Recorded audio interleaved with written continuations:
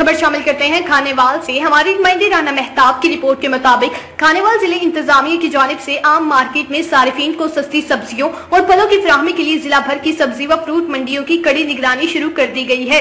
Deputy commissioner आगा जहीर अब्बास शराजी ने नीलामी की मॉनिटरिंग के अफसरान की ड्यूटियां लगा दी हैं, जो रोजाना अली सुबह मंडियों में पहुंचकर नीलामी का जायजा ले रहे हैं। डिप्टी कमिश्नर ने बुध की रोज अचानक अली सुबह खुद डिस्ट्रिक्ट हेडक्वार्टर की मंडी का दौरा किया। उन्होंने अपनी निगरानी में फलों और सब्जियों की बोली कराई और डिमांड एंड सप्लाई का जायजा लिया।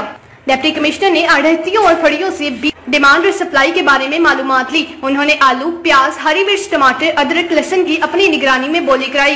डिप्टी कमिश्नर ने मार्केट कमेटी अफसरान को हदायत की कि ज्यादा से ज्यादा किसानों को अपनी सब्जियां किसान प्लेटफॉर्म लाने पर रागिब किया जाए। मार्केट कमेटी हुकाम बोली शुरू कराने से कबल दीगर शहरों से भी नर्क चेक करें। बोली में तमाम सब्जियों और फलों के नर्क कम से कम रखे जाएं। उन्होंने मजीद कहा कि मंडियों में बोली के दौरान कम नर्कों का फायदा आम मार्केट में शहरियों को होगा।